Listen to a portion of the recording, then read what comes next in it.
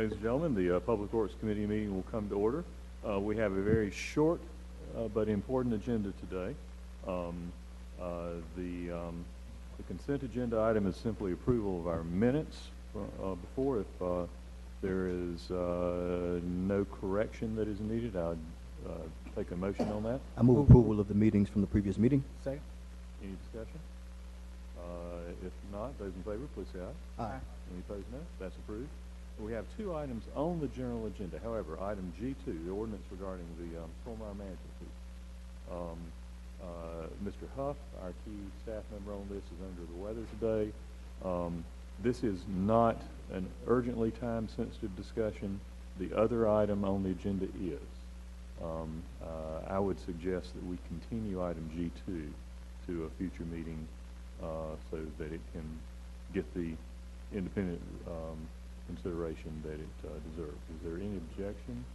Right. Right. Then if there's no objection to that, by consent, we will continue item G2.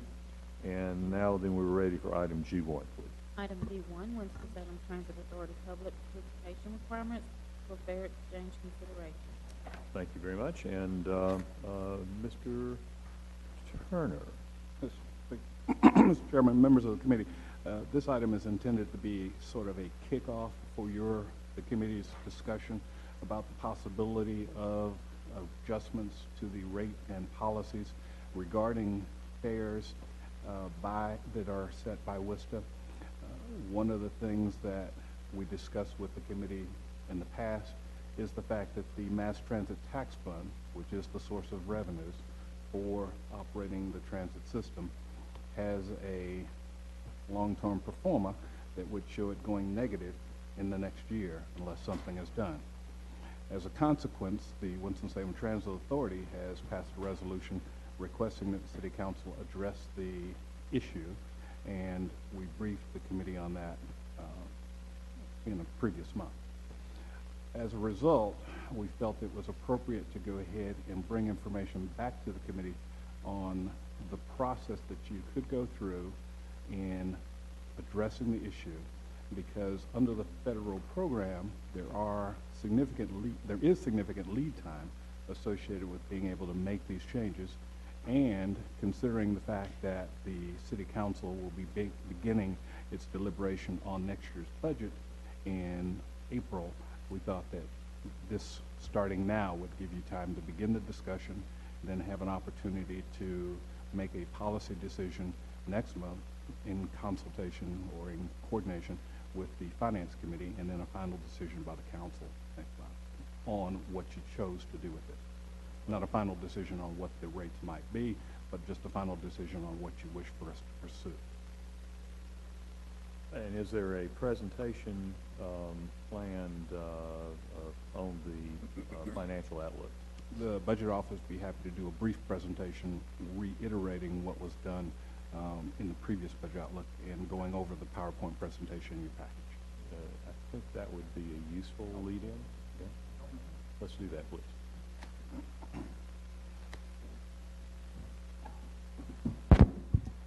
Good evening. My name is Steve Haverlook. I'm a senior budget and evaluation analyst in the city's budget and evaluation office, and one of the assigned areas is the DOT budget, and that includes the Winston-Salem Transit Authority budget. I believe you have the presentation in your packets. I will go over it kind of higher level than what we went back in October. I will note for those that were here in October, we haven't changed any assumptions at this point. We usually wait until around this time, usually the January to March time is when we start formulating the early budget forecast and kind of taking those assumptions into account. So what you see is the assumptions are the same of what we went over back in October. If I may, I think that because this is such a critical underpinning of the situation that we're in and need to address, I think it would be worth reviewing again. But please. Okay.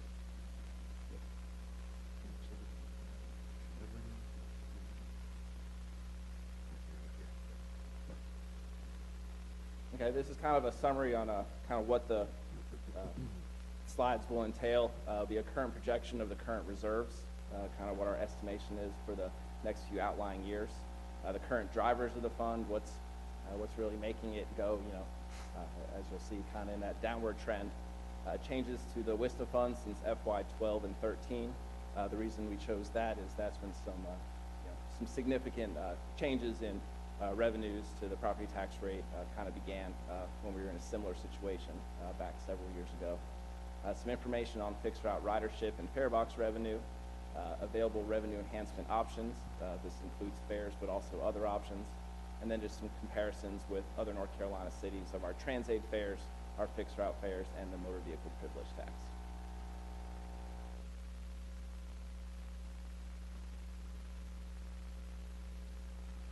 And so this is the current projection of the fund, and you'll see 17, 18 is kind of when we go under the red line. I will say our assumptions are conservative, but it is a cause for concern kind of following that path of adding to the fund, but then also a kind of a drop off. I will note that this is more of a factor of the fund's status on paper in terms of actual cash due to delay of receiving Federal Transit Administration grant funds. There's kind of a borrowing from the general fund until those revenues do come in. However, when those revenues come in, it's assuming that those amounts are what we expect, and that's how it's factored into this. Can I interrupt for a second? Those funds guaranteed us? We will get them, it's just a matter of time, or is it subject to politics? For those that we've applied for, it's pretty much a guaranteed, but what's not guaranteed is the when we will get them.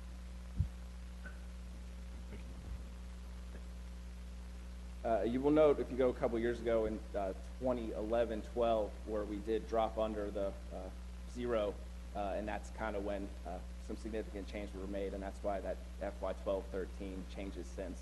That's kind of why we chose that as the kind of explanation point.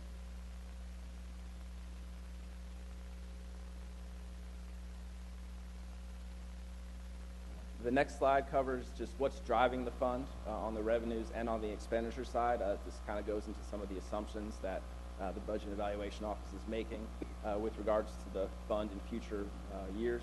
The property tax growth assumes approximately 1% growth through FY 18-19. It's about $7 million in revenue per fiscal year. This is in line with our most recent kind of projections at the end of last budget year. Again, we make those updates around this time. We just haven't fully fleshed those out, so we haven't adjusted the outlook yet, but that should be coming in the next few short months. Our Fairbrook's revenue growth is using a 5-year average of 2.33%. This can also be driven by the ebbs and flows of ridership. Last year, ridership was down, which we'll get into in a few slides, and so that factored into that.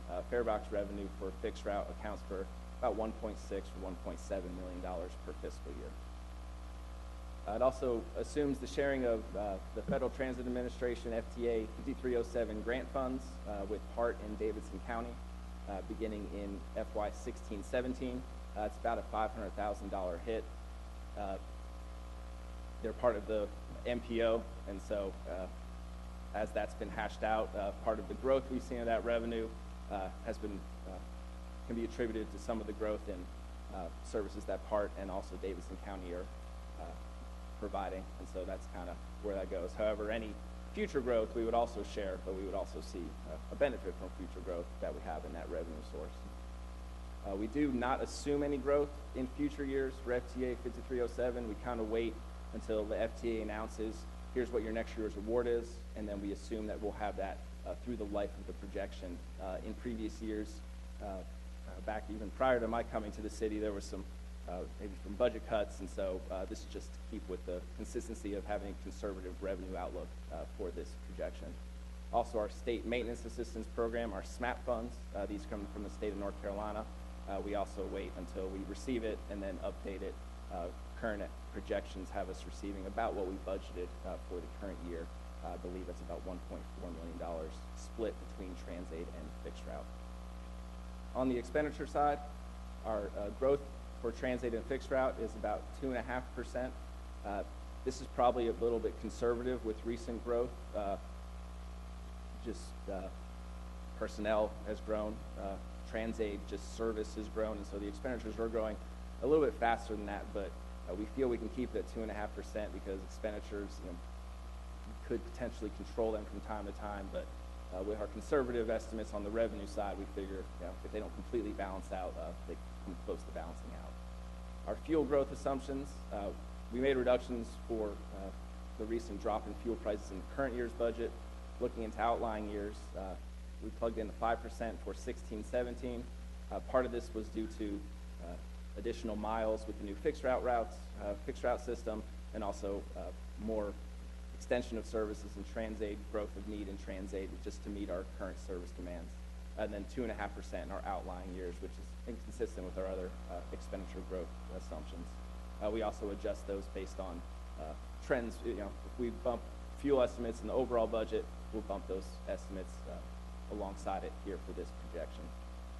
On the capital side, a few years ago, we were basically told, don't expect state matches for all our bus replacement grants. They have been pretty consistent, and so we've been fortunate enough to receive, for the past recent bus purchases, grants from the state, but we still assume that for any in the outlying years, we'll be covering, used to be usually 80 to 85% the federal government would cover, and then we'd split the remainder local match between City of Winston-Salem and the state of North Carolina. So for anything in the future years, we're assuming that entire local match, but applying for state funds, and if we receive them, that's just more for the better.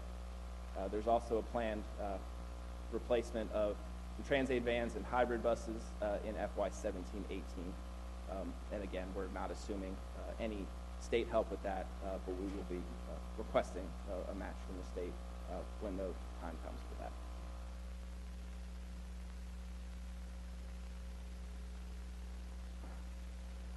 Discussion a little bit about just what changed in the fund since FY 12-13. The property tax rate is the largest changes in revenue. In the 12-13 budget, the property tax rate was changed from 1.58 cents to 3.08 cents. That kind of followed the fund reaching that $0, and then was kind of a patch to make it through the end of that fiscal year, and then to cover future years. And then in the FY 13-14 budget, the property tax rate was again increased from 3.08 cents to 3.62 cents. That's the current property tax rate. This was the last revaluation year, and it was the revenue neutral rate plus a reallocation of a portion of the tax rate from the general fund and the debt service fund. And so the revenue neutral rate, and then we didn't just increase the WSTA fund, it was the property tax rate allocated to the other funds kind of got shifted toward the need in the WSTA fund. In TransAid, we've seen a large growth in TransAid ridership. A few years ago, our ridership was around 160,000. Last year was around 200,000. And so just as the aging population, there's more of a need, and that's a service that they're just using more than we had a few years ago. Our expenditure growth, controlling for fuel, up 35% since 12-13. The majority of this is personnel. Personnel is the largest expenditure on the TransAid side and the fixed route side, and so that's where we're seeing most of it. Some of the drops in fuel have alleviated some of the other increases in the operating expenses for TransAid. Also, the type of calls that TransAid is answering, increased ADA calls, Americans with Disabilities Act. Those are calls that TransAid has to respond to, which kind of has us having less Medicaid calls, and those are ones that we use to generate revenue. That Medicaid revenue is down 56% since 12-13. The current year's budget, that revenue is about $150,000. It was pushing $500,000 back even 12-13, 11-12, and so if you chart the graph of just looking at the type of calls, the ADA has grown and the Medicaid has shrunk, and so we see that with the revenue that we used to generate through having more Medicaid calls. We've also added some TransAid positions in the current year's budget. This is just to meet the current demand. It's about $325,000. Most of them are operators, but there was also an ADA certification specialist and an additional customer service representative. Forgive the scribble I made prior to coming up here. On fixed route, in November 2013, we added 7 routes for Sunday service. And then just recently, the new route system went into effect 8 days ago, and that was an additional approximate $500,000 in the current year's budget. Yes, sir. Remind us, please, what was the rough annual increase cost for the Sunday service? If I remember correctly, it was around $400,000. And so it was, starting in November of that year, it was prorated, and then the full year's cost began in the FY15 budget. Expenditure growth, again, controlling for fuel, was up about 21.5% since 12-13. Similar to TransAid, personnel is really, personnel, salaries, benefits, that's the large driver of that in real dollars.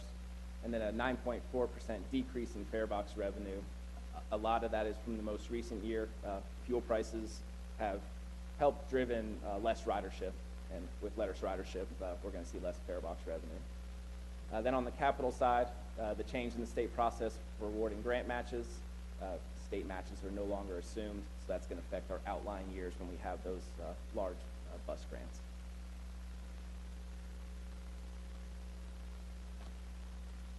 This chart is a history of our fixed route ridership, which is on the bar, and then our fare box revenue, which is the line up on the top. And as you can see, kind of a little bit of increase, kind of reaching a maximum in fare box revenue and ridership in 11-12. Then it held steady for a few years, and then you see that drop in FY15-16. Again, the main reason that is really gas prices. Gas prices drop, more people are not choosing fixed route to get to where they need to get to.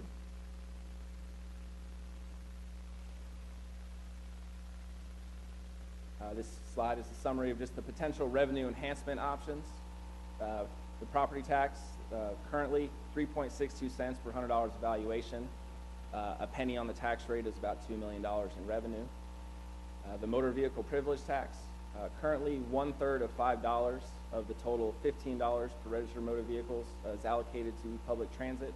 That's about $300,000. There are currently restrictions on how much for public transit under the local act, but also under the new state authority that can go up to $30. Of the 1/3, the other 2/3 are split between vehicular transportation projects and non-vehicular transportation projects, and so then transit makes up that final third. TransAid, there's the fare exemption. If that is rescinded, and so the 50-cent fare that is currently there was charged and not people weren't eligible for being exempt from that, would bring around $71,000. An additional 50 cents would bring in an additional $24,000. This estimate was from the consultants that came in back in October. They kind of factor in for every certain percent that you increase fares, you lose a certain percent of ridership. On the fixed route side, we also have that assumption, but a 30-cent fare increase would generate around $310,000 in additional revenue.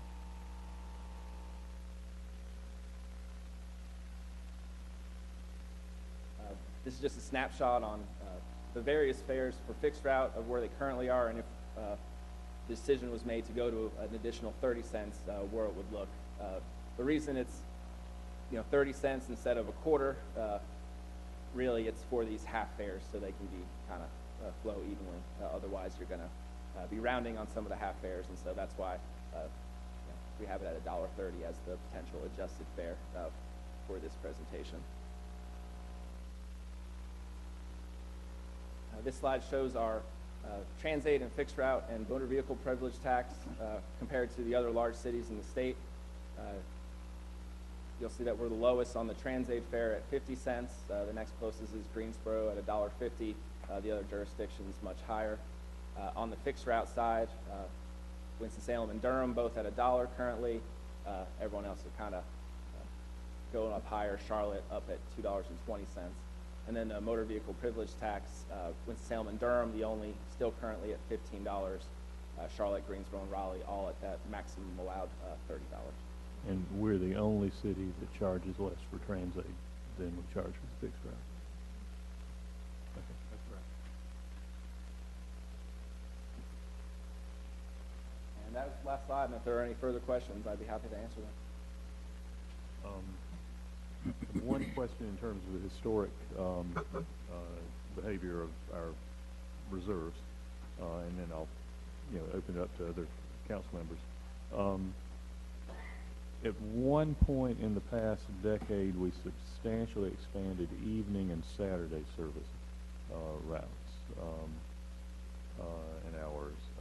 Approximately when was that? Do you? Might be a McCullough question.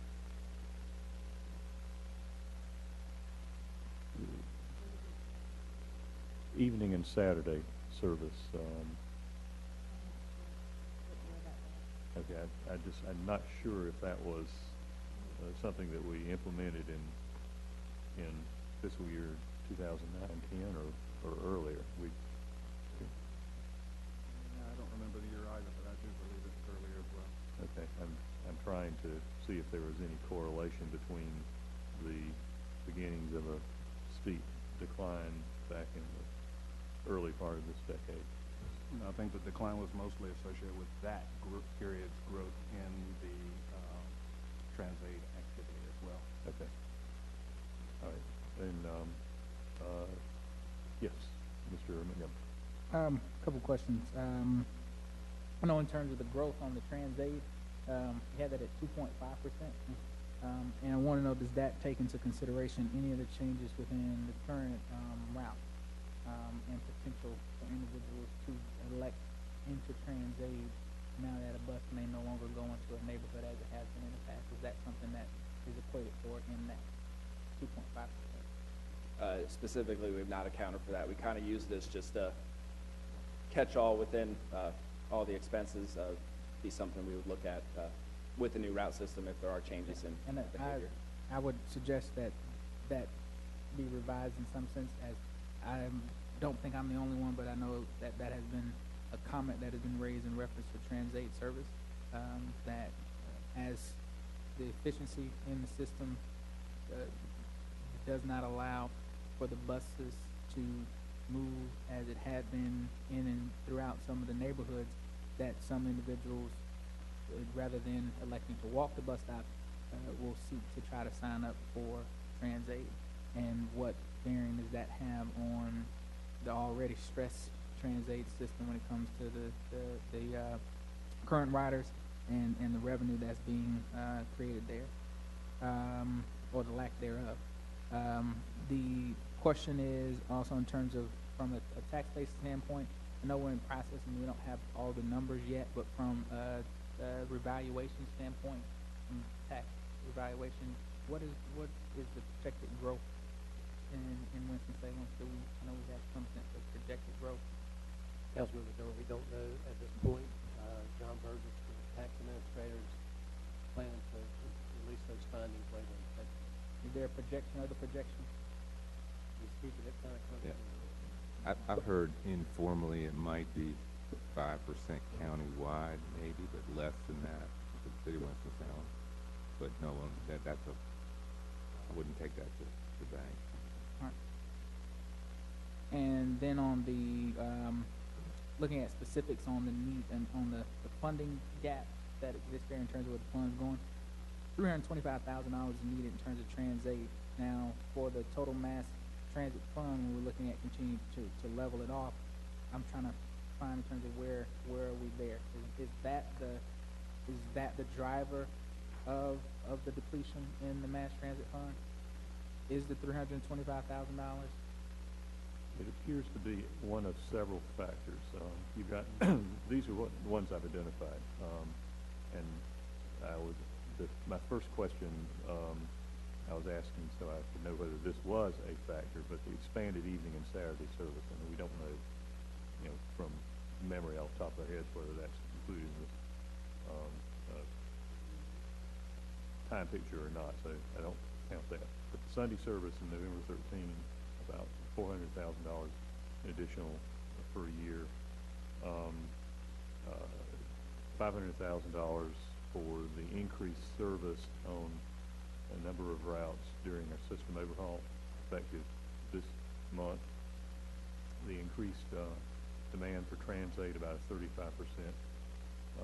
experience growth in expenditures. The projected annualized impact of increased transaid service partly in response to the FDA complaint of another $325,000 a year. And the revenue sharing of the FDA 5307 category funds a drop in revenue of about $488,000 on an annualized basis. So those are known factors and appear to be contributing to the shift from a modest, well, appear to be the primary drivers of shifting from a modest increase on annual input to the reserves to a fair, well, to about a $500,000 decrease this year, and then a much steeper curve going down after this year. Okay, and two final questions. And one touch on the Sunday bus service. So when we instituted the Sunday bus service, we didn't, if I recall, I thought that we also added some additional funding around the Sunday bus service. I don't recall that we did that, but That was not. I believe in the initial proposal on Sunday service, it was going to be a fair increase, and then that was ultimately decided not to be the case, and then it was revisited the future year. Part of that revaluation, if I recall correctly, covered it, but for the most part, the fund kind of just absorbed the costs. Okay, and then the last piece is, you look at the ridership. I'm trying to reconcile the ridership increases during the time, but then the minus 9.4% decrease in the fare box revenue. So I'm trying to look at the lines in terms of where you have the increase and decrease there. In terms of fare box, would that not have some type of correlation? I don't think we have any actual study of the factors. I don't think we've done a survey going out to previous riders or riders who are less frequent and ask them why. But the known correlating factors for the decrease were, one particularly this past year, a plummet in the gas prices. So the presumption is that there is some flexibility in the demand for fixed route service correlated with the cost of the alternative. So the 9.4% would be specific to change between 15, 16, and now, or what is that? Is that the range from 2012 to now? What is? I think that was 14, 15 to 15, 16. And one of the things to keep in mind is that we have a base of riders who will use the discount monthly fee because they're riding all the time. When we pick up discretionary riders, oftentimes they're paying full price. When we lose the discretionary, it's a bigger hit than when we lose a traditional ride.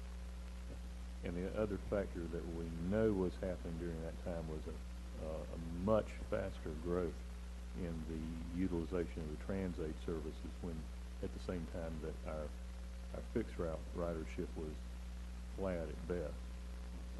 So there's some possibility that part of the ridership drop is attributable to people transferring from fixed route usage to Transaid usage. We don't have that documented.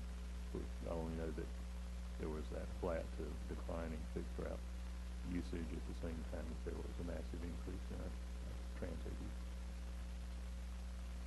That's all I know. Okay, I was going to just go around and go next to Mr. Larkin.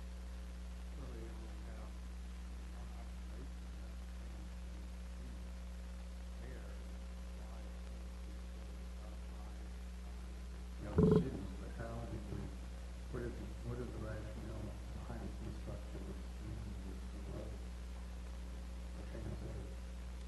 why were they? It was intended to be as generous as possible to the affected community.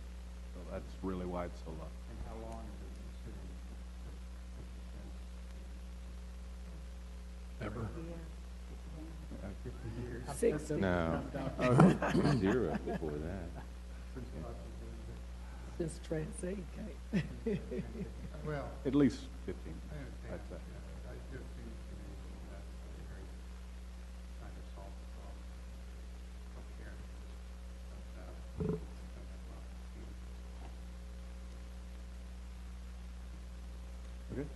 Mr. Taylor, and then, Sure. Excuse me, I've got to run to another public meeting. I've got 2 quick questions. Would you?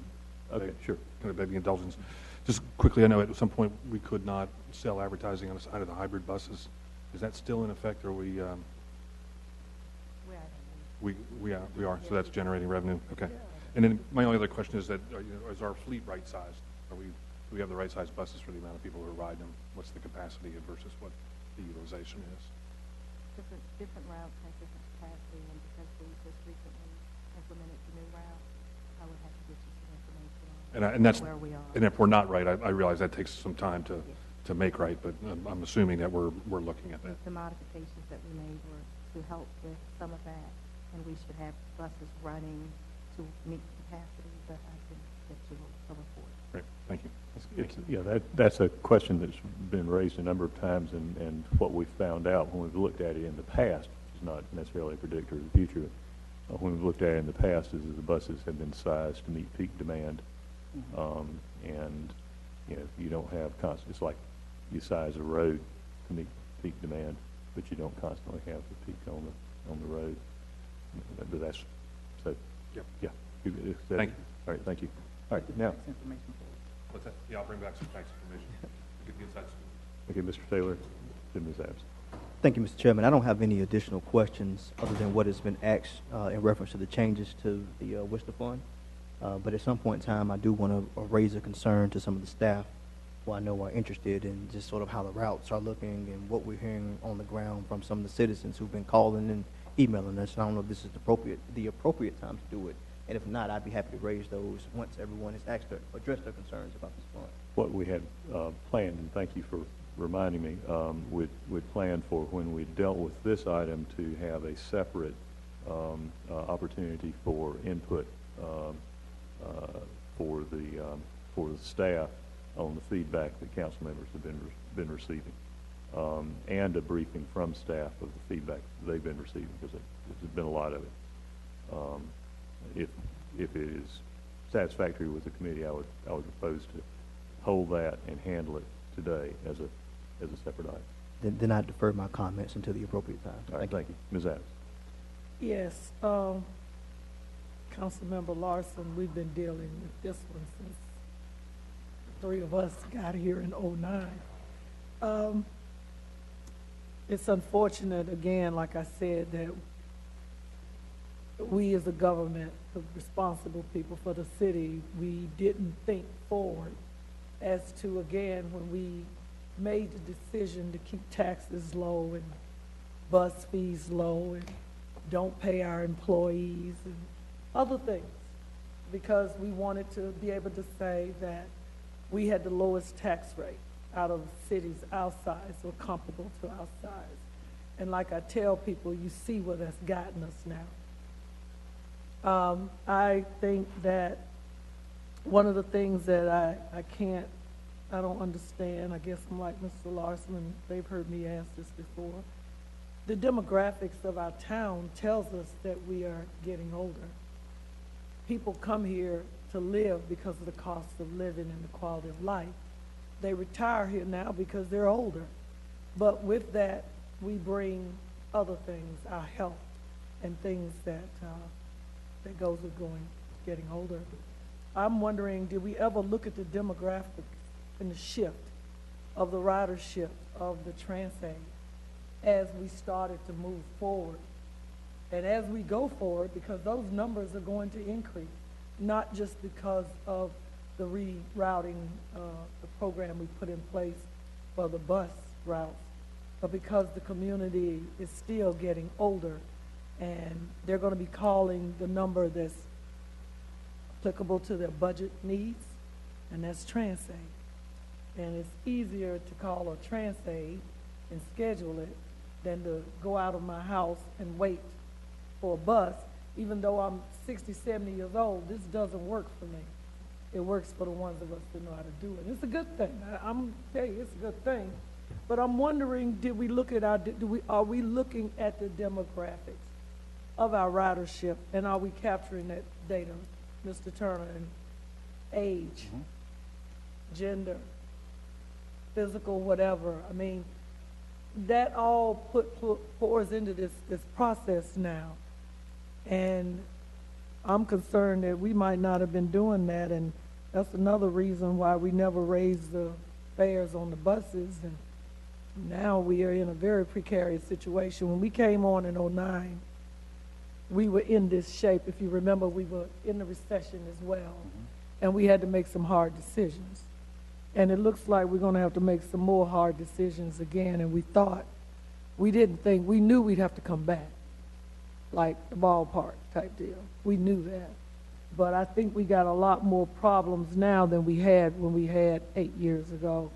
The fuel-efficient buses that we get, because I guess we've now increased the routes, not that we did it before, but I would have thought that people told me, at least that's what the general news people say, but gas consumption is down because of the efficiency of the transportation vehicles we use now. And I was under the impression that the hybrid buses would afford us that too. And I'm wondering, did we see that and now it's like gone because we added more routes? And if that's the case, are we sure of that? And I also need to understand, how do we stack up with the other cities our size, or, comparable to our size, that have transit systems? How are they handling their demographic shifts, their population shifts? I mean, are they, and I know I hear from us sometimes saying, well, they don't want to share that information. Well, it's public because it's public transportation. We need to understand how Greensboro, Durham, Jacksonville, Fayetteville, Wilmington, and others are handling this. And if we find out that they don't have any of this, then again, we want to go and benchmark somebody, because this doesn't make sense to me. My last question is, again, are we tracking, and I know we probably do, but I don't know whether the council has seen that data, on, again, where we're picking up people and taking them. If our people, if the employment numbers match what they say this district, this metropolitan area has, and we're picking up people and taking them to a job, how does that equate to where we are on the fare boxes? Okay, if I'm a person that's going to my job every day, I'm going to buy the pass. But am I a person that's riding the bus that I'm dropping 80 people at Wake Forest that work there every day, and maybe it's more than that? How does that equate to the fares that we're collecting? Are we riding passes, or are they paying as they go? I think we now need to start looking at again, and we probably did, where is our ridership? We've decreased, but the economy is supposed to be better. Everybody go, well, they probably went and got a car, because car sales are up. Gas is down. So we need to understand those kinds of shifts, because what it looks like now is we got people who are a little bit concerned about the changes we made to the routes, but they don't even know that they need to be concerned about whether there will even be a route. I'm done. So the answer to some of those questions is, yes, we have been looking at the demographic changes in the ridership. If nothing else, we've been forced to look at it because of this trend toward more ridership shifting from fixed route to Transaid. We also realize the aging of the population and the health issues associated with the population increasing, such as to make more people dependent on getting to dialysis and other medical treatments as a result of how the community is changing. Hybrid buses effect, yes, we did look at that and did get some benefit from those. But remember, one of the elements of the slide is that, or the PowerPoint is that the driver is a large component of the cost. When fuel prices were very high, they were a larger component of the price, but when they're very low, then the driver becomes a much larger component of the cost of that route. So we got the benefit of the hybrid buses when fuel prices were high. It's just not as great when fuel prices are low. How do we compare to other cities?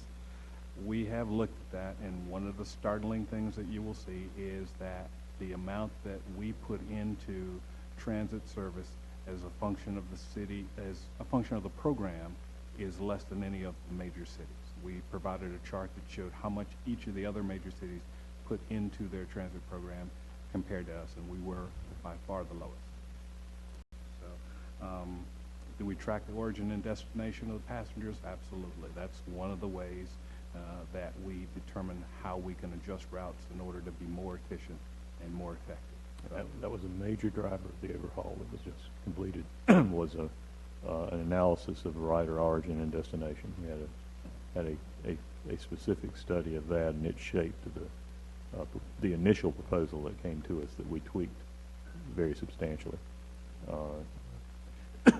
Was to try to provide better service oriented towards where people were actually coming from and where they were going, more efficient. Back to Mr. Montgomery. I had a question on revenue in reference to advertising. Just how substantial, how non-substantial is that in terms of revenue generated from advertising? I don't have a dollar amount with me, but it's not a significant amount. It is something that adds to the revenue. I believe it's around $50,000 a year. Okay, and what I asked on that is, I brought this up before, and I don't know if my other colleagues are open to it or not, but it is one thing that I would like to see as an additional revenue potential opportunity. I know we held off on construction of new bus shelters in areas because of the new routes, but I think in other cities, other communities, there is a way to approach advertising on bus shelters that does not make the neighborhoods look bad. I know that's a potential concern by putting ads on shelters in terms of what does that look like. But I think that there's a way to do it that is done well and proper.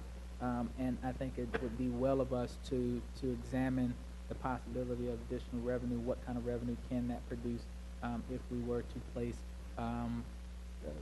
signage within bus shelters for advertising and potential revenue that generates to do that. And so I think that's a realistic opportunity for some additional revenue. Not sure how substantial of amount, but I think in this process every dollar is going to count. And I think it's a way to do it that does not alarm some who may have some hesitations on what ads look like on bus sites. With that, we have Good information. Okay. Mr. Pellet. So the general conversation, first of all, thanks for the presentation. So we're talking generally about the cost of WSTA and ways that we can offset those costs or increase revenues to the fund, whether that might be the motor vehicle tax, property taxes, advertising, or whatever. I'm looking here. I just want to make sure I have an answer to this question. I'm looking under the capital plan. As you mentioned, we are discussing replacement in 2017-18 of 5 hybrid buses and 6 hybrid Trans 8 vans.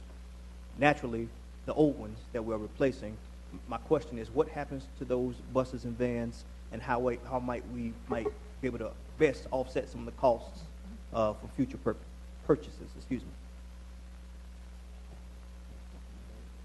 If I need to re-ask the question, I will. No, well, I understood. Okay. We're just fighting on who gets it.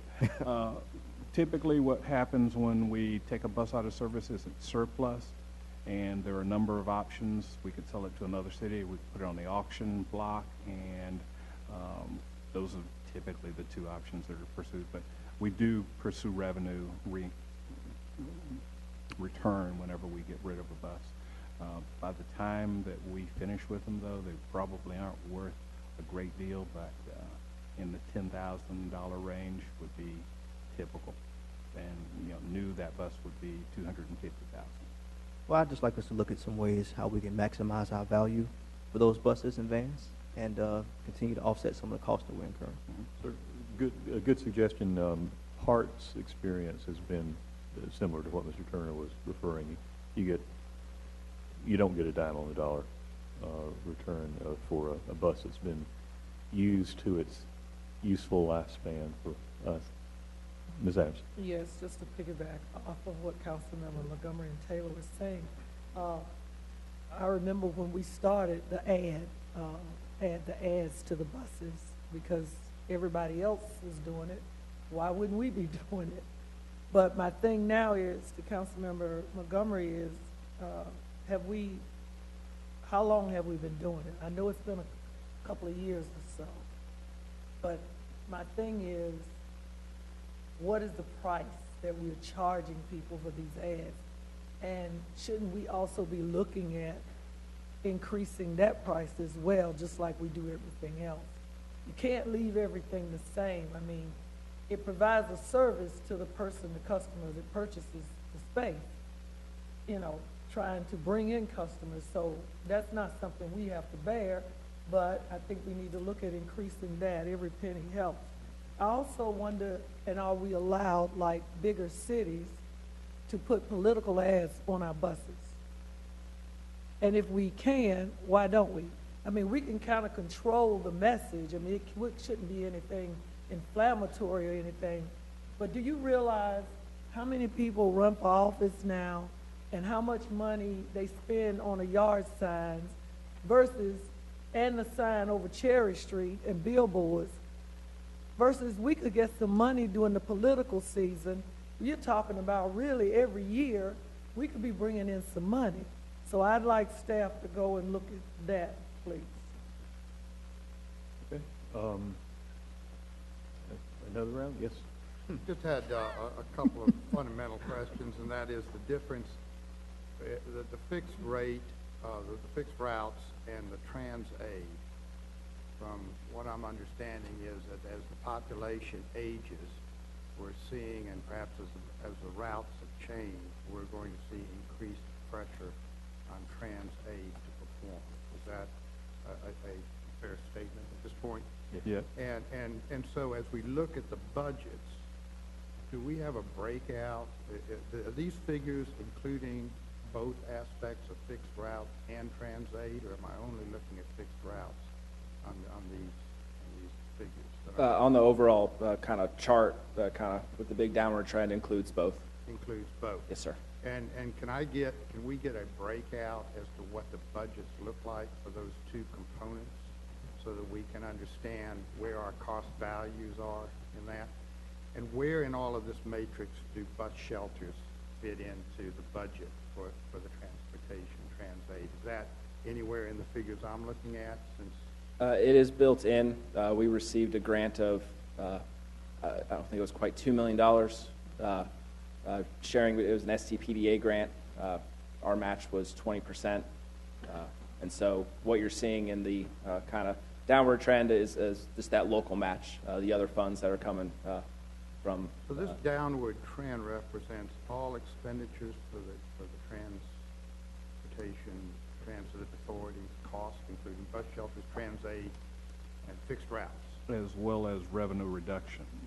Revenue reduction, whatever. This is the total budget. This isn't just the buses that we're talking about. This is the whole operation for the transit authority, including your whole budget of personnel, gas, bus stops, trans aid, fixed routes. Is that? Yes, sir. One slight nuance on the capital side. We don't have the money received from the federal government on that. We just have our local match included. It would be the same how we assumed for that. So we have multiple issues here, but I think I raised this question before, and we've certainly heard it about the quality of some of the bus stops we have and how we address those, because we're going to try to put advertising on them, name them for council members or whatever we do. You know, You can pay to have your name put in. I'm paid to have my name. Maybe they become political ads. Hey. You know, there you go. Don't mind filling up the North Ward. There we I can do go. that. I'll advertise. But I'm curious about looking at the ratio of fixed route versus trans aid, and particularly if we're seeing changing in demographics, what we can forecast is where we may want to put our dime in the future. I had two questions that came to mind. When you look at the potential revenue enhancement options, under trans aid, a fare exemption rescission would be estimated to bring in, 50 cents would be So, I mean, you're charging 50 cents for rides in cases that you're not charging anything for now. That's estimated to bring in $71,000. A 50% fare increase, in addition, would only be estimated to bring in an additional $24,000. Why the disparity? When estimates similar to this are done on fares, there's kind of a coefficient where for every certain percent of increase in fares, you see a certain decrease in ridership. And so that kind of is factored in on that estimate. I will add that the fare exemption rescission of $71,000, currently we have a 50-cent fare in TransAid. Our current fare box revenues annually from TransAid are less than $2,000. The majority of the riders qualify for the exemption, So very few people are paying even the 50 cents? Yes, sir. Okay. Okay. One more Yes. question. Have we, maybe I have, but have we ever looked at privatizing TransAid and using all the taxi cabs we have running all over the city? Hasn't been discussed with council. Staff has batted it around as a concept, but it's never been brought to council. I mean, I don't know how much equipment, when you're buying the trucks and buying the drivers and all of this, whether there's based on administrating of the Medicare and whatever. I mean, I don't know. I've just raised the question as to whether or not if we get deeper into TransAid and time efficiencies, response time, what have you, scheduling, if there's a service, if there's a ability to respond efficiently with the private sector. That's a new question. Back to the projections for the fund reserves. I was thinking that these were operating expenses rather than operating and capital combined. Are they operating and capital combined? Operating expenses and then any local match for any capital. Okay. Is there, what assumptions are you using regarding bus replacements or new bus additions? Additional of, I believe it's 5 large buses and 6 TransAid in 17-18. It's just the ones that are on the PowerPoint. But the assumption is that we'd have to come up with a local match. Yeah, so it'd be about $600,000. $600,000 total in that year? Yeah, that would be our match. And that would be which year? Which 17-18 is when we're estimating spending that local match. Okay, so that year you've got a much larger drop of the 3 projected years. You've got it goes projected you're projecting to spend in the red essentially $1.5 million the next fiscal year, $2.1 million the year after that, and that appears to be when you've got $600,000 budgeted for that capital expenditure, local match for the. Okay, I was going to ask about that. All right. Okay, and I have some comments, but I'll hold those to all the questions have been answered. Mr. Montgomery. It's a question in reference to the qualifying exemptions that Councilman Bessie just asked in reference to the fares. So is that a local standard in terms of the exemption, or is that federal in terms of who qualifies and doesn't qualify? That's the local. That's the local.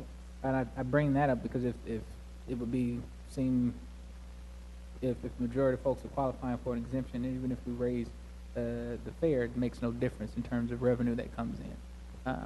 And so if in fact a fare in TransAid happens, there would also need to be an evaluation of the exemption if the fare is going to be an area that is sought for additional revenue for TransAid, because that there is some surmise that we are driving customers who have the ability to take fixed routes from fixed routes to the TransAid premium service by the price, the unintended price signal of free service on TransAid and $1 a ride on fixed routes.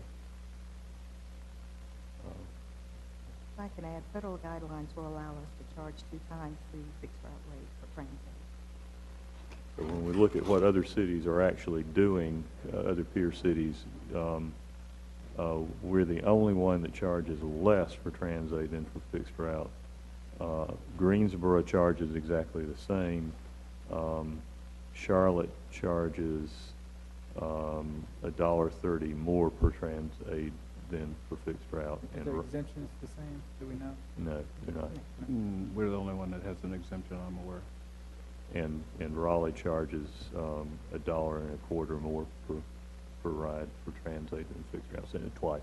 They use the full twice authority. Okay, other questions?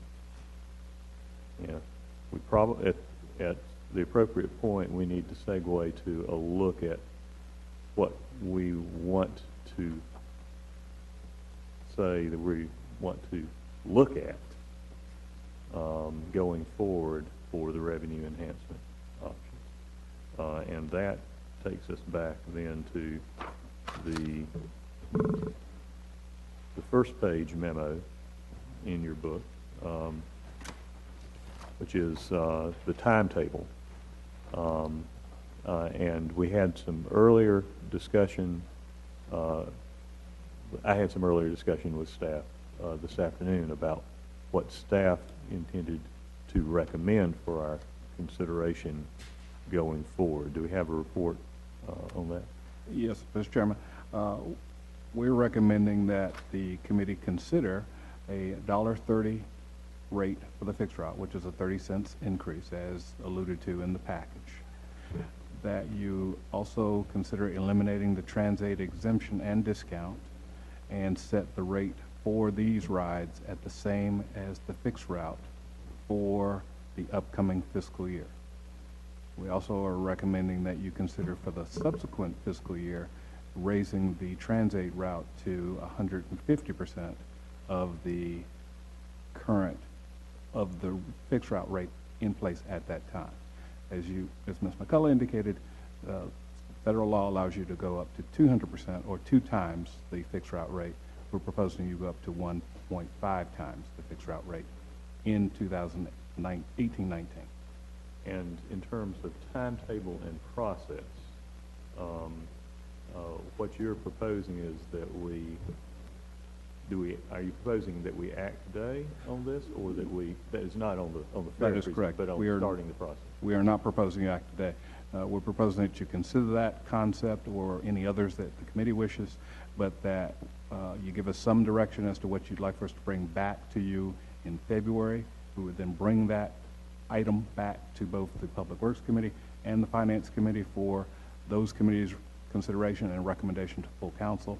And then the full council hopefully would give us direction in February, which would allow us to begin the significant public involvement process that we need to go through in order to be able to come back to council with a indication before you get significantly into the city's budget deliberation in April. All right, so the timetable that you described is driven by a desire to have any fare box revenue changes available for our consideration as part of this year's budget. That is next year's budget as you're deliberating on. Yes, sir. Yes, and with this year's budget we would be adopting. Correct. The coming year's budget. And in order to meet that timetable, what we would need to do would be to tell you today what we want you to bring back for us to look at as a process kickoff, not what we want, not what we think, not what we know we want to approve, but what we want you to go through the public review and comment process for us, anticipating that we would make, in cooperation with the Finance Committee, we would make a decision on that in February's meetings. In essence, what we would like for you to tell us is what you'd like for us to bring you back to deliberate on next month. Okay, all right. So, now, then segueing into that part of the discussion, Mr. Montgomery, and then we'll go to Mr. Taylor. First, I'd say that we need to we know hands down there's something that has to change, and we're going to have to deal with the gap that exists there. I will have to say that I have an extreme amount of unreadiness and pause of discussion around a rate increase on the fixed route. Not because I don't believe that it is needed, but in light of changes that has taken place in reference to the system, I believe that it would, in fact, put individuals in a position in community where I don't think we want them to be in terms of when we begin to have a conversation about rate increase, because the position from those in which I've heard is not the reality of what the intention of the changes when the routes are. The major thought of most individuals that I've heard from the community is that the changes within the system were done to save costs. And if that is the current understanding of individuals, and then after these changes were done in their minds to save costs, we come back and we do a rate increase, the conversation is then we've cut services and increased the rate, under not taking into consideration that there's actually been expansion and there's even efficiencies within the system that have happened. And I think we have to take into consideration the perception versus the reality of where we are. When it comes to TransAid, I am full for being able to move forward in a public conversation around a rate increase on TransAid and what eliminated the exemptions in reference to TransAid, and making sure that it's clear a separation of those conversations between fixed route. My question earlier around the tax base increase around evaluation is a question on whether or not, based upon new values, when will we actually, the new values, that would be next year in which we will receive payment on those new values? The reason I asked that question on that is in reference to whether or not there would be enough cushion in growth to cover us for if we did not change our tax rate and we had expansion in the base, which means expansion in revenue coming in to the coffers, that we were able to designate a portion of those to help offset this cost, and we do a planned increase in the future when it comes to the system, that I think can be more palatable to the riders. And this all is in light of what has taken place, the current response by community to it, and if it came forward based upon my constituents I represent, I would not be able to support it based upon where individuals stand. And I think that's a challenge that we have in having this conversation at this time based upon what has just taken place and the perception of what that means for community. So TransAid, I think moving forward with the process on that fixed route, that's much more challenging, I think, just in terms of where community stands right now in ridership. Okay. Mr. Salem. I think Councilman Montgomery said just about everything that I intended to say. I think the purpose of the new routes, were to improve efficiency and reduce costs. I think there were some things that went really, really well with some of the routes in the Southeast Ward. I'm just going to speak specifically for the ward that I represent. I think I mentioned to the Winston-Salem Journal that I didn't hear any concerns, but as the facts change, so do my opinion about the facts. And I have received a number of calls recently from citizens who've had concerns. I think some of them are here tonight who may want to speak. But I will say I am not in favor at this time of looking at a rate increase. I am in favor of evaluating the exemptions and the increases to TransAid. I think that's something that we can look at. The motor vehicle tax is something that we can look at. I'm just not a fan of rate increases at this time. Fixed route. Fixed route rate increases.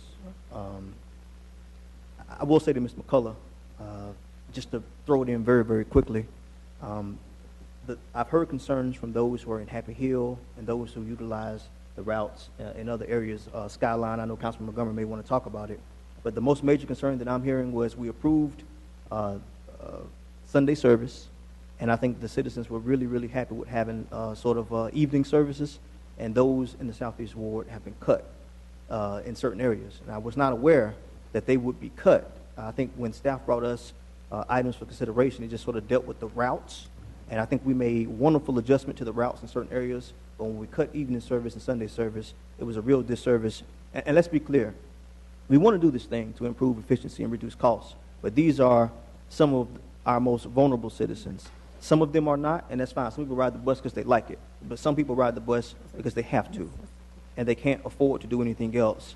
And to ask them to pay $1.30 at this time, in my opinion, would be asking them to pay more for what they consider to be less. So we have to do something, but I don't know that that's what we need to do. So if you look at sort of the Reynolds Park Road route, the Walltown Street route, and let's look at how we might be able to add evening service and reinstate Sunday service for the citizens who need it the most in the urban core of the southeastern portion of the city. Thank you. You gentlemen have both raised the perception problem, and I think you're absolutely correct. There is a perception problem, so I'm speaking directly to Mr. Hinton here. Not blaming you, but just I'm appealing to you to include in the story this information. When we directed the overhaul study, it was specifically directed that it be done for efficiency and service quality on a cost-neutral basis. It was never the council's instruction that that overhaul be done as a cost saving. And in fact, when we looked at the results of the study that came back to us, we made additional service improvement requirements before the council approved the overhaul that added $500,000 a year to the system operation cost. So what we have done, what we've implemented this month, was a result of an extensive study designed to improve efficiency and service quality, not cut costs. And in fact, we added service that increased the cost of operating the system. So let's help us get the word out that that was the intent of the overhaul and what we actually did in the overhaul. However, the separate concern about how we respond to public perception is certainly a valid one. Councilman Adams, did you have a comment at this point? Just that I agree with Councilmember Montgomery and Councilmember Taylor. I will not vote on a fare increase. If you had asked me last year, I would have done it, but I can't now because we have dissatisfied customers. And again, that's important to me, and you've heard that. Thank you again for the prior sit down today. I will say, just like I said before, we need to understand, and we should have been ahead of this on the demographics on the Transat. I have said that for years, for 8 years, and now we're at that point. I also believe that the increase on the automobile fee, we can talk about that as well. And we'll see where the property tax shakes out after they send out the notices in February. Okay. Mr. Larson. Let me be clear about the property tax issue. We're going to get new evaluations in February. It'll say that my house is now worth X dollars. Is that what I will be paying in December? Or it is, isn't it? Yes. Yeah. So we'll actually see the revenues generated starting in December, January. All new revenues will be in Next fiscal year. This fiscal year runs July 1 through June 30th. So when we're considering the next budget, we'll be looking at the revaluation. The law requires us to show a revenue neutral rate. So we, in this case, since the value should go up, we'll at least show a lower rate. A reduction of the rate. But that will. We don't have to adopt that. Council could Right. could leave it the same. Most of our smaller jurisdictions around us always do that. Yeah. Clemens, Carnesville. Yeah, right. So to answer maybe your question, what I'm hearing is we want to look at advertising as a revenue source. We want to evaluate fairly carefully the TransAid program and its potential for revenue, but I think that has to also be put in the context of its cost. What are the ratios of cost for TransAid versus revenues generated, potential revenues generated? How big of a slice of the pie is that? I would not be adverse to having somebody talk a little bit about the value of privatizing that if it's legal or whatever. Somebody can tell me that. But if it's costing us more to run TransAid than it is the revenues that we're generating, even with increased costs, one has got to ask whether we need to be in this business or not. we're required. We're If required. we run a fixed route, we're required to be in the business. So we could privatize it, but we'd have to pay for it. Well, there'd have to be a revenue, there's a revenue generated every time we pick up somebody, right? And that comes from Medicare or Medicaid or someplace. Some of it does, not a lot. Does Not not. all rides. Not only Medicaid rides, and it doesn't pay for the cost of the service. In fact, it, well, That doesn't. is correct. It Okay. doesn't cover the full cost. Just in terms of overall overview of transit system and transportation system costs in general, there isn't a transportation system, highways included, that pay for itself through. No, I understand that, but which ones lose the most, you know? And if this is dragging us down more than other things are dragging us down. I'm just looking for different ways to think about how we spend our money and where our money comes in, I guess. And if you know, it looks like we've got a significant deficit to make up here. And if we're not willing to even consider raising fees on fixed routes, which I understand the political aspects of dissatisfied with a brand new 2 weeks into a program and the shakedown that we're going through. I mean, I understand the angst that's going on, and in 6-10 weeks, whenever we start talking about fare increases, I can understand the howl that's going to create. But I think people also need to realize that you know, we're subsidizing transportation in this city more than any other city in the state, and we're not. Isn't that what I just heard? The other way. Less Who had than the any lowest city. subsidy? Yeah, well, we're lowest subsidy. Yeah. Okay, well, that's We're putting less in than any all other. right. Well, there answers it. Then we don't have any rounds to complain. We'll have to take it out of general revenue. Not really. Can I add- Clarification, Mr. Chairman, the Medicaid trips are completely paid for. Okay. But since they're not a large portion, a major portion, then the program overall still loses money. Rough percentage, what's the percentage of TransAid trips that are Medicaid trips? I'm not quite sure what that is. I could get you that information. Yes, we have. I believe our estimate out of 200,000 TransAid trips in the previous fiscal year, less than 10,000 would have been categorized as Medicaid. Okay, so about 100, roughly 10,000 out of roughly 200,000 would be Medicaid, so that's not, right. But in previous meetings, Mr. Larson, actually in sort of further response to your point,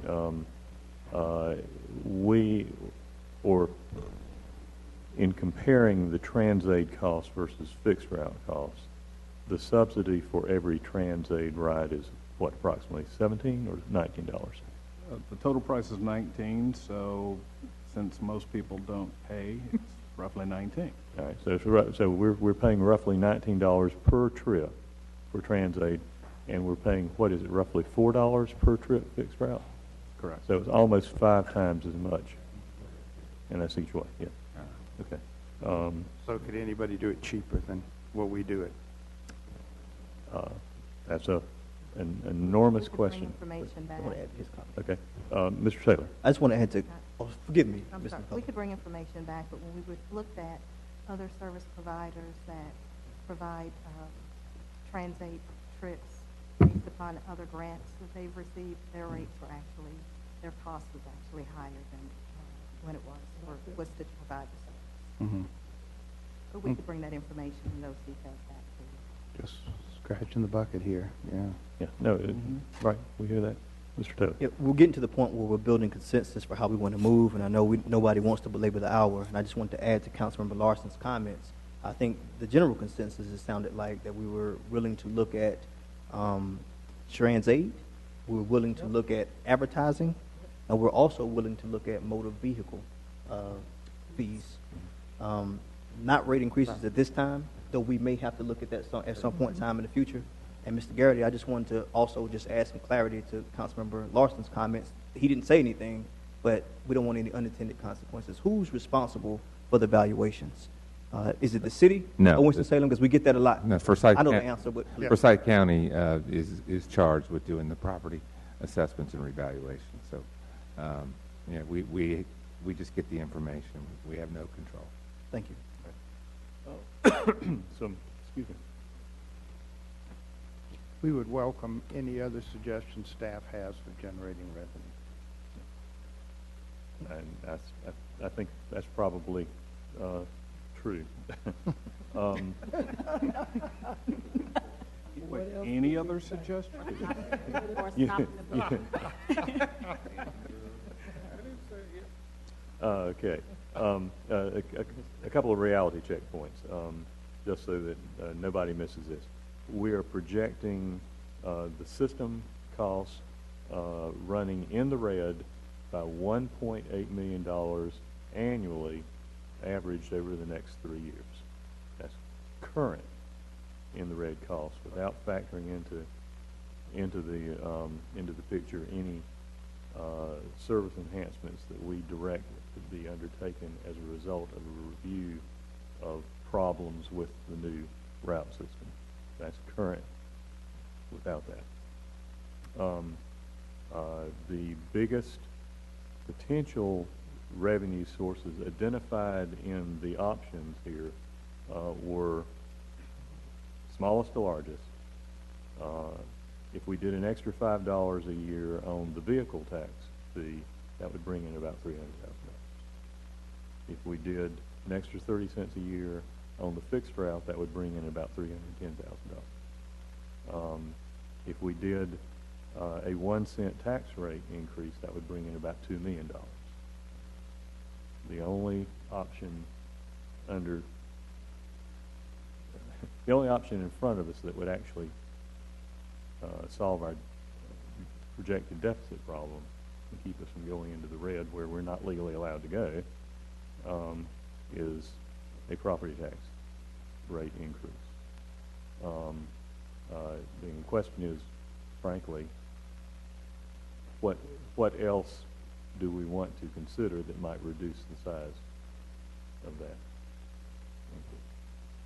And because just final comment here, I suspect that there is no appetite whatsoever among the council to radically cut the service levels in the system. And I certainly don't support that.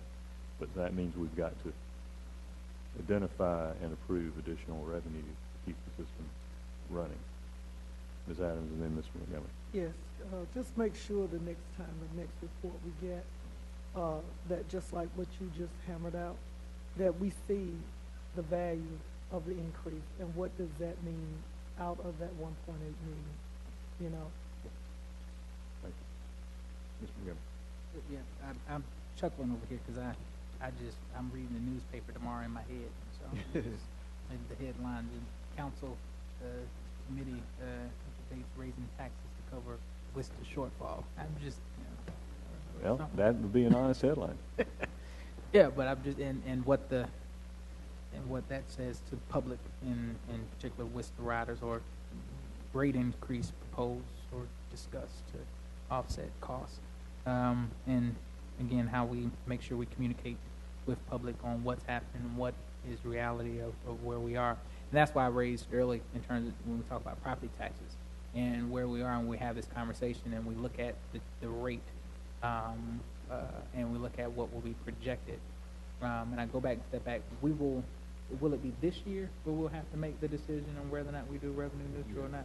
Right, so based on that, and this is the, we have to decide, and for me, it's one I don't think we should do revenue neutral tax rates as a standard, because I think that it forsakes the investments and the work that we put in as community, as city, in supporting projects and seeing growth and development in community. When you do revenue neutral and you set your rate to bring in the same amount of dollars that you brought in the previous year, then what good were all of the economic development investments? What good was all of the support for housing projects? What good was all of the work that was being done if you then negate that by holding a rate that does not show that that those dollars coming back to the coffers? And so that's a question of whether or not, to me, that is not a real tax increase, because it takes into consideration the actual rise in values based upon what is happening in community. And so looking at that, I think that is, we don't know what that's going to be at, but to me, that's a place for us to really take a look at, and to me, that's not something where, I think is a more difficult conversation to have in terms of saying than an actual rate where there's no growth, we're not doing anything, and we just decide that we're gonna increase the rate, and find money that way. Absolutely, but we have to keep in mind that there are other demands that we've already signaled, particularly salaries for the city staff that's underpaid relative to other cities, in particular our public safety staff. We've already signaled, and I think the public signaled to us that they're going to expect us to pay our police and firefighters and other staff at a fair rate. Well, I don't debate that, and I don't argue against the need to do that, but as again, we have a large amount of work to do with very little resources, or not very little, but limited resources and capacity to do so with, and you know, we have to make decisions, and that will be where the rubber meets the road. I hear that. And there's no such thing as a free lunch. Right. That's weird. And I think it bears reiterating too, for the public education value, that when we have studied the support provided by our peer cities in North Carolina to their transit systems, Winston-Salem provides the least from our general tax revenues of any of our peer cities in the state. Correct. Period. We still, despite our enhancement in services, we are still providing the least tax revenue subsidy for our transit system of any peer city in North Carolina. We'll be happy to update the information, but I suspect so. All right, so staff feel that you have our feedback on what to bring back in February? We do. Okay. Mr. Taylor. My final comment, Mr. Chairman, I think we'd all agree that very few of us actually ride the bus. And the analogy that I want to use is difficult for someone who isn't a boxer to give me boxing advice. But I've been getting a lot of calls and emails and correspondence lately.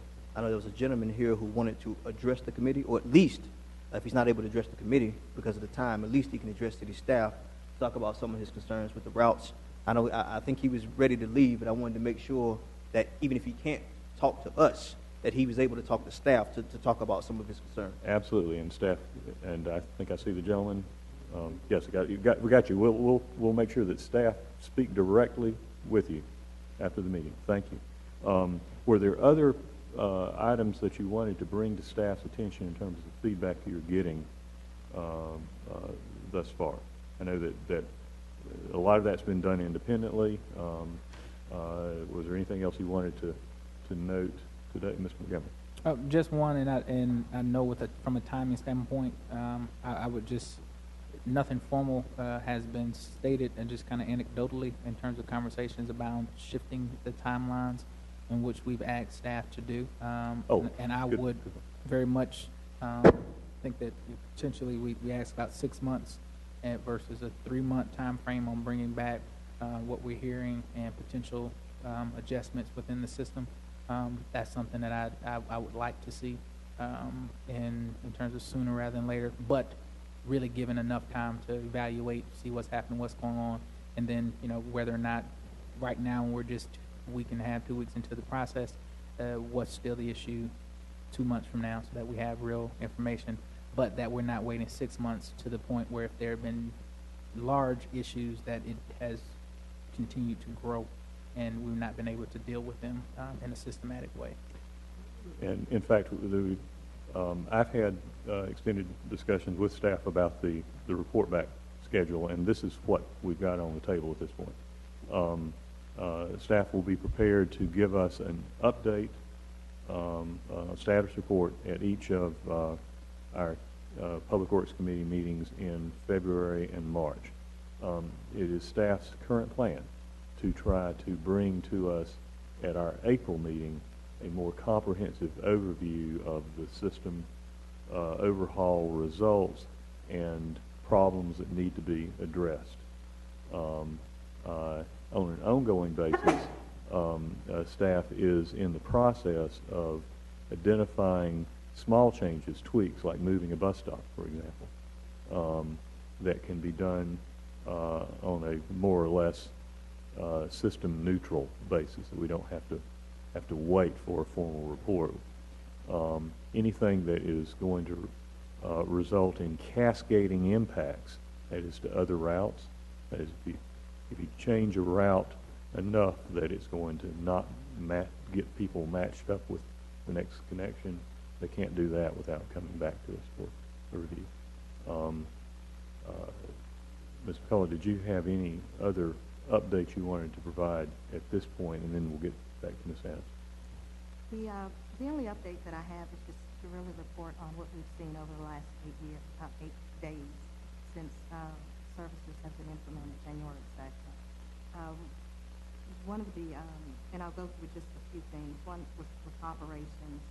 Right now we're seeing on-time performance of 93%, which means that 93% of the buses are getting to where they need to be on time.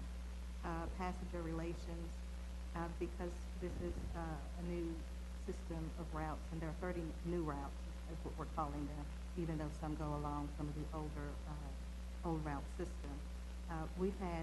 Worcester's had staff members, 5 staff members and a volunteer in the transportation center before the systems were implemented. So during the months of November and December, they had staff available.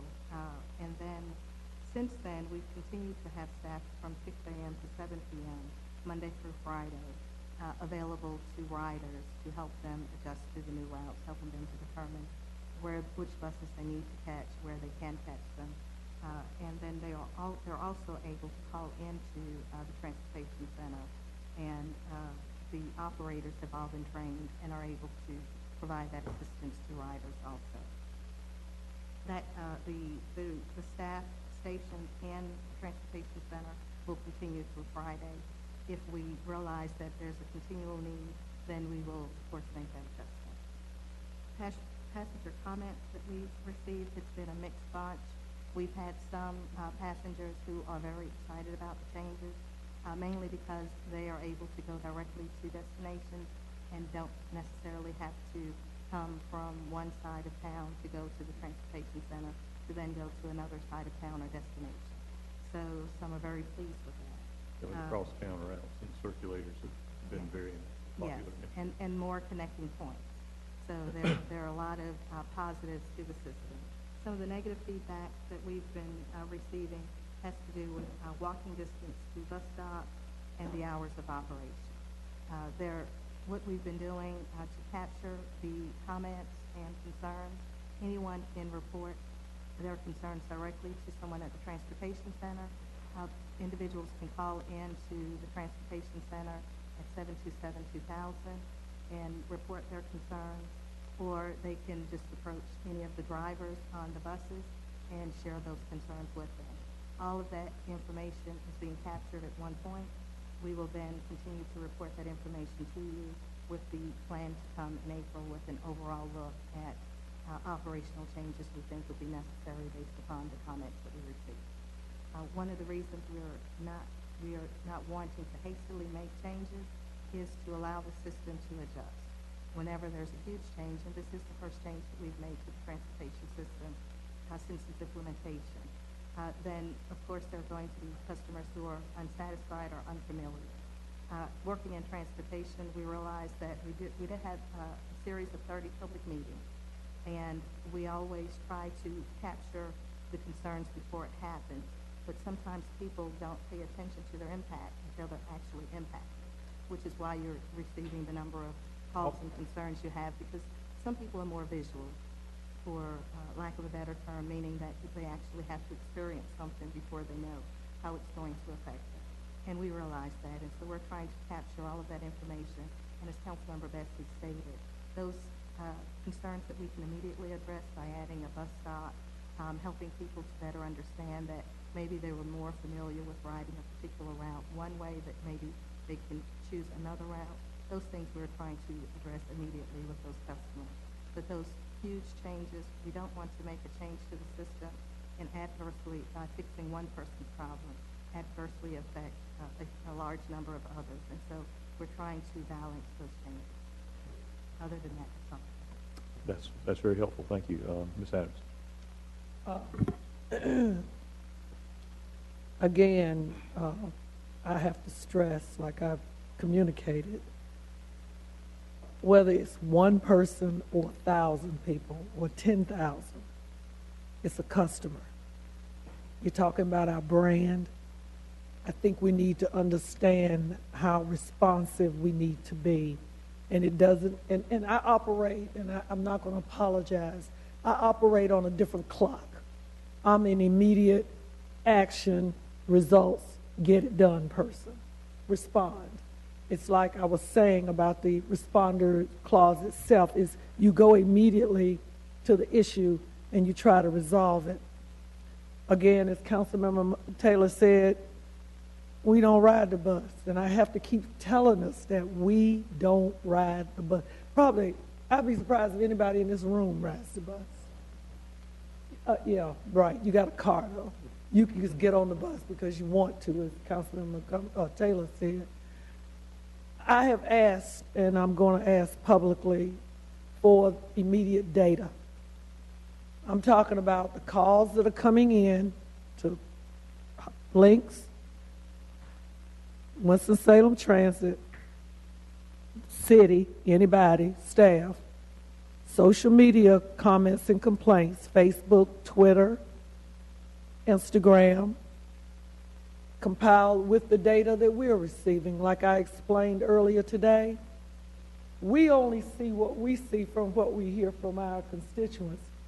It could be more people, and I know it's more people because I told them I felt like I must be the only one that's getting the phone calls, and my folks are very unhappy, some of them.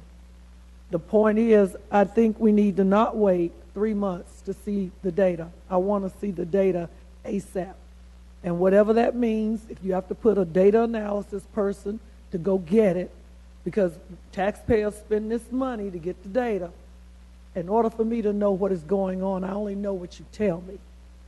So therefore, I need to see the data. And council, they need to see what their concerns are too, because being the chair of Public Works, what's happening in the North Ward, East, the Southeast, the Northeast, the urban core, again, the people who are the poorest of us, unless we communicate that, it's just like the perception is, again, that's why they think the way they think now about us. We change the routes to save money, and now we're here talking today about what we need to do to save it. But I'm going to say one more thing, Chair Bessie. If we had dealt with our issues like a business 15, 20 years ago, we wouldn't be sitting here doing what we're doing now, trying to figure out how we're going to save the house. Again, there are going to be some hard decisions that we're going to have to make like we did when we came on board in 2009 during the recession. Okay, well, we've got a pile of work to do. And I think we're ready to get into it. One more comment on the public comment process. We've worked to send the message that there are 2 ways for riders on an ongoing basis to get information into the transportation system through that phone call or talking to the drivers, plus the social media options as well. If for anybody that doesn't realize it, you can also contact your council member directly, and many people are taking advantage of that. We encourage that. Please do. There will also be a formal public comment process before both the committees and the full council, as well as in front of the WSTA, that is Winston-Salem Transit Authority process. So we're looking to throw the comment processes as wide open as possible and continue to hear from everybody who's concerned on an ongoing basis. And I would invite all my colleagues to join me on the bus on occasion. It's true I'm one of the discretionary riders, but I think it's important for us to keep an eye on it so that we see firsthand how the system is working. And I can tell you from my experience this afternoon that the next bus information was dead on. I dashed out my door tie in hand in order to catch the flag down the bus at the next stop before it got away. So you know, if you don't know about the next bus application, use it and come out and ride and check out and see how the routes are going. Anything else today? Nothing further. All right. Mr. Shirley, anything further? No. Just please make sure you speak to me. Yes, please don't miss the gentleman in the black and red coat, and thank you very much, everyone, for coming out today.